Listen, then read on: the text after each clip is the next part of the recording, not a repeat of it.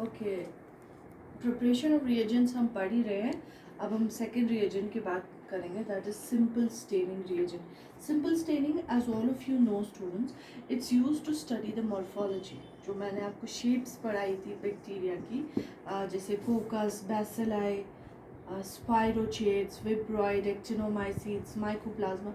ये शेप्स हमें कैसे पता चली? ये शेप्स हमें पता चली है इस स्टेनिंग टेक्निक से, जिसे हम बोलते हैं सिंपल स्टेनिंग टेक्निक. कभी कभी आप लोग बहुत कंफ्यूज हो जाते हो वाइवा में.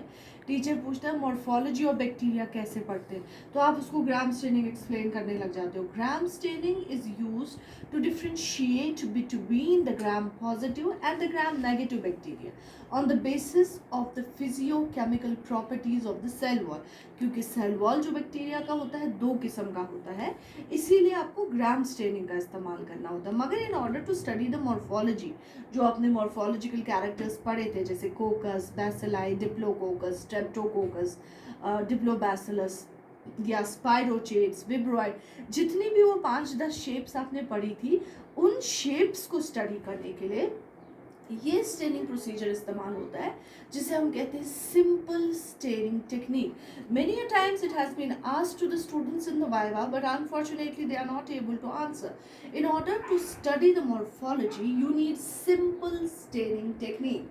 सिंपल स्टेनिंग टेक्निक का इस्तेमाल किया जाता है ताकि आप मॉर्फोलॉजी ऑफ बैक्टीरिया, इसको हमेशा याद रखिए, मॉर्फोलॉजी ऑफ बैक्टीरिया आपको कौन बताता है?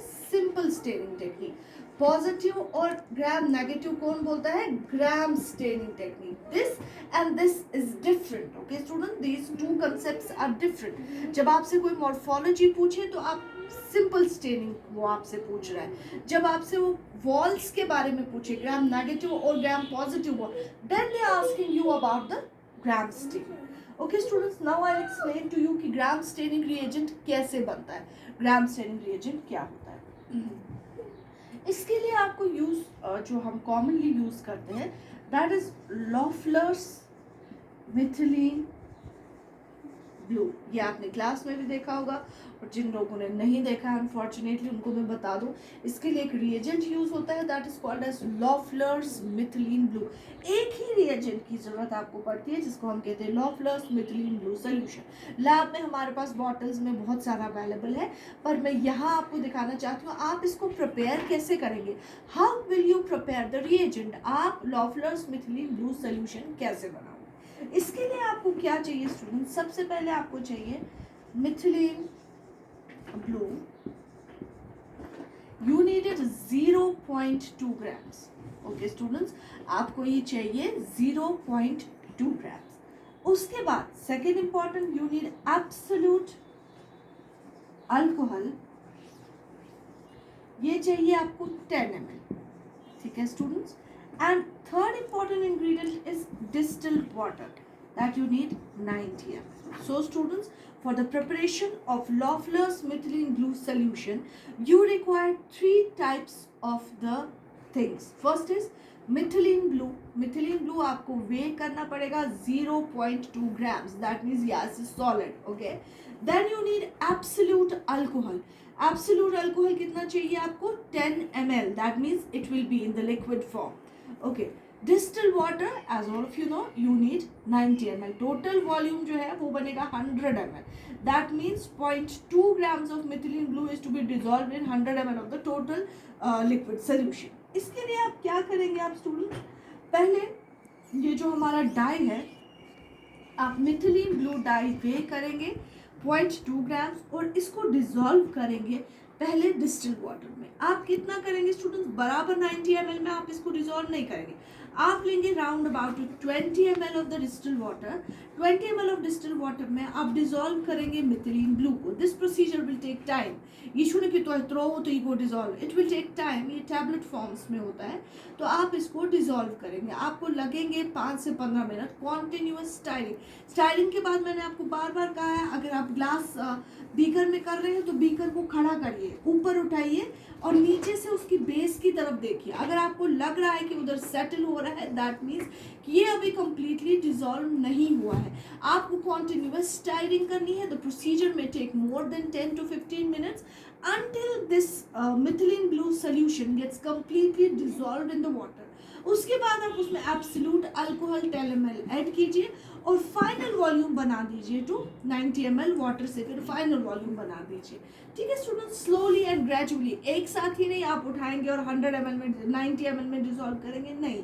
पहले आप मिथिलीन ब्लू वे करेंगे, उसको पानी में थोड़ा बहुत डिजोल्व करेंगे। जब आपको लगेगा it has been completely dissolve, तब आप उसमें एब्सोल्यूट अल्कोहल डालेंगे और फिर बाद में बचा हुआ जितना भी डिस्टिल वाटर है, अगर आपने 20 ml में इसको डिजोल्व किया था, दैट मीन्स 90 में से अगर आप 20 निकालेंगे तो 70 बचता है और आप इसमें 70 ml डिस्टिल वाटर ऐड करेंगे।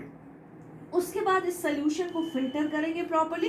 Filtration is very important. जब भी आप रिएजेंट प्रिपरेशन करेंगे, filtration is extremely very important. Why is it important? Because there are many kind of the binders जो केमिकल्स में यूज होते हैं, तो वो आर्टिफैक्ट्स प्रोड्यूस करते हैं, इसीलिए फिल्टर करना बहुत ज़रूरी होता है ताकि जो भी कुछ डस्ट वगैरह कुछ भी इसमें रह जाए वो उससे निकल जाए। सो whenever you prepare reagents of your own, उस वक्त आप इस चीज़ का ध्यान रखें कि आपका reagent जो है वो फिल्टर हो और फिल्टर के अंदर, बॉटल के अंदर आप इसको बंद रखिए। इसके बाद जब आपने बॉटल के अंदर रखा, marking and graduation, that is very important. Marking and graduation का क्या मतलब होता है?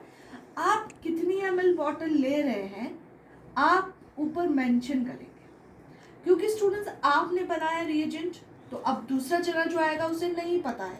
सो जितना भी आप बनाएंगे ऊपर लिखेंगे। फॉर एग्जाम्पल आपने मिथिलीन ब्लू बनाया तो ऊपर आप लेबल लिखेंगे मिथिलीन ब्लू। ठीक है, फॉर एग्जाम्पल आपने 100 ml बनाया तो यहाँ पर लिखेंगे 100 ml। ठीक है, कभी हमारे पास बॉटल बड़ी होती है और रिएजेंट अंदर कम होता है, सो उन चीज़ों का ध्यान रखने के लिए आप लिखेंगे। और another important thing is date of manufacture, कि आपने कब बनाया। फॉर एग्जाम्पल आपने बनाया 5 अगस्त 20, that is extremely very important.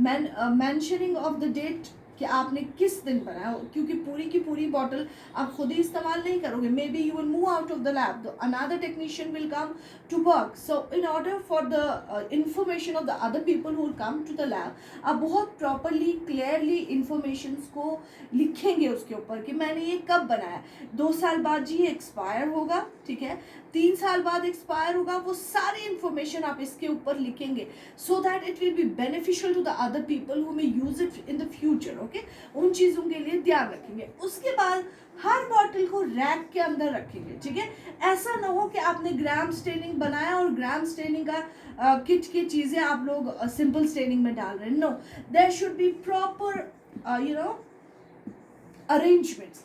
ये देखिए, जैसे सिंपल स्टेनिंग, तो सिंपल स्टेनिंग में हमारे पास सिर्फ एक ही रिएजेंट होता है, तो इसकी बॉटल एक। मगर जब हम यहाँ की बात करेंगे, हमारे पास अलग अलग किस्म की चीज़ें होती है। ग्राम स्टेनिंग में हमारे पास होता है क्रिस्टल वायलेट, आप लिखेंगे आपने जी बनाया है 15 ml ऑफ क्रिस्टल वायलेट, ये मैंने बनाया है 30 जुलाई को 2020, प्रॉपर इंफॉर्मेशन।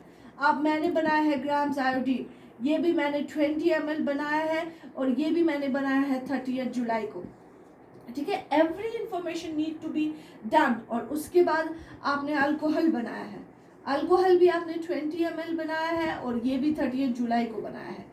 या उसके बाद आपने बनाया है सैफरनीन, ये भी आपने 20 ml बनाया है और ये भी 30 जुलाई को बनाया है। So every particular reagent should be place in this particular kit. ऐसा ना हो कि आपने मिथिलीन ब्लू उठाकर इसके अंदर डाल दिया और गलती से इसको एज अनदर रिएजेंट यूज कर दिया। सो proper arrangement and proper storing of every particular reagent is very important. I hope students it's clear. अगर किसी को कोई भी डाउट हो तो वो आगे मुझसे पूछ सकते हैं।